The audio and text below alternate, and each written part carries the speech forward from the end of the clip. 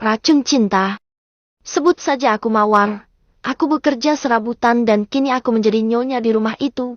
Setelah aku puas dihinakan sekarang aku mendapatkan kasih sayang dari suamiku tapi aku tidak pernah benar-benar mencintainya. Setelah aku menikah dengannya aku terus memikirkan kekasihku dan aku memberikan racun pada suamiku agar dia pergi ke surga selamanya dan aku bisa bersama kekasihku.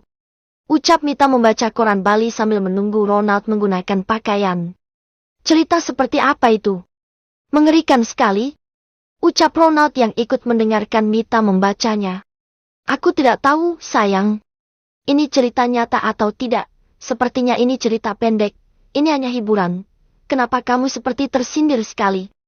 Ucap Mita tertawa dengan bahagianya melihat wajah Ronald yang cemas. Mungkin saja Ronald mengira, Mita juga akan memberikan racun padanya. Oh, tolonglah, Ronald. Mita baru saja menyajikan madu di ranjang siang sampai sore dan kamu memikirkan hal yang buruk tentang istrimu. Tidak, Hani. Aku hanya tidak suka cerita kekerasan seperti itu. Kamu jangan sering membaca berita pembunuhan atau cerita horor seperti ini. Bacalah cerita yang menggerahkan, penuh tantangan dan cinta. Ucap Ronald menarik Mita dan memeluknya dengan sangat erat. Aku tidak sengaja, aku membaca judulnya. Istri meracuni suami demi selingkuhan. Aku penasaran, terkadang wanita dibutakan karena cinta sampai mau melakukan segalanya atau dibutakan dengan harta sampai mau melakukan semua ini. Bagaimana menurutmu? Aku setuju dengan ini. Ucap Mita yang membuat ketar-ketir Ronald. Bagaimana bisa Mita setuju dengan seorang istri yang membunuh suaminya dengan racun? Hidupku tidak akan lama lagi kalau kamu melakukan itu padaku, Sarah Mita.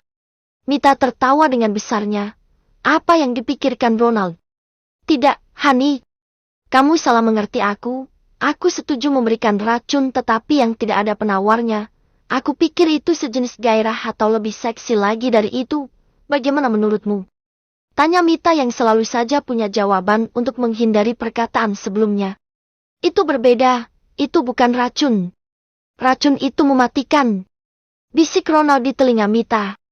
Apa yang aku lakukan padamu tadi tidak mematikan, kurang berbisa.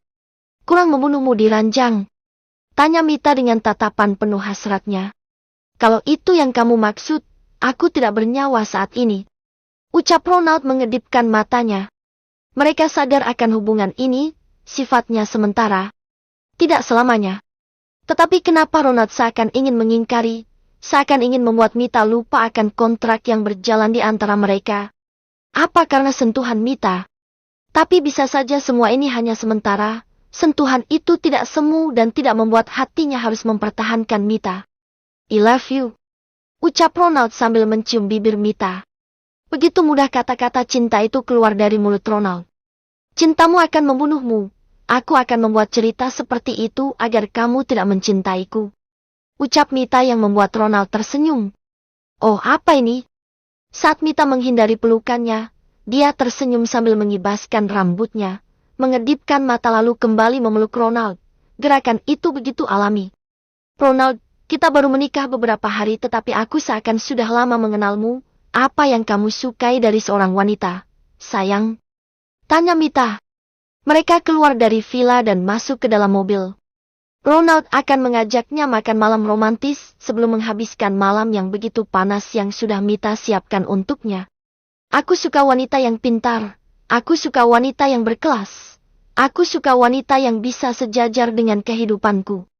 Ucap Ronald dengan jujur.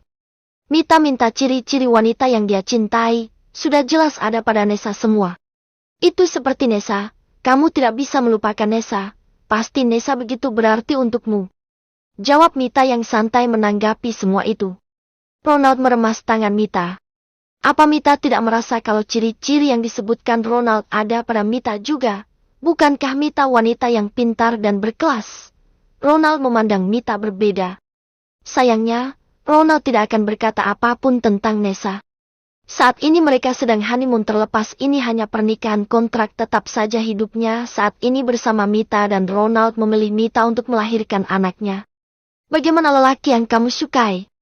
Tanya Ronald. Kali ini Ronald ingin tahu seperti apa lelaki idaman Mita. Dia yang tidak pernah marah.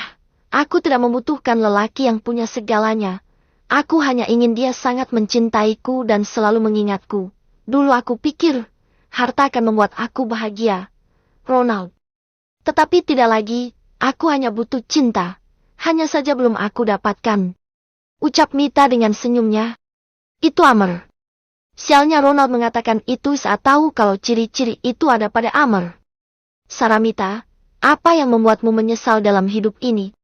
Tanya Ronald masih menikmati perjalanan menuju restoran yang indah dengan pemandangan laut dan makanan mahal di Bali. Mita menoleh pada Ronald. Sudah tentu Ronald tahu apa yang Mita sesali dalam hidup ini dan ingin dia ulang atau ingin sekali dia hentikan. Tidak ada, aku tidak pernah menyesal dengan hidupku. Semua sudah terjadi. Tuhan jelas punya rencana akan semua ini, Ronald. Kenapa bertanya seperti itu? Tanya Mita dengan senyumnya. Wanita mana yang tidak suka dengan lelaki yang punya segalanya? Kamu berbohong, Mita. Ronald berdecak kesal dan Mita terkekeh. Ronald cepat sekali tersinggung padahal untuk apa juga dia menjadi lelaki yang sempurna bagi Mita kalau pada akhirnya hanya perpisahan yang Ronald tawarkan untuk Mita.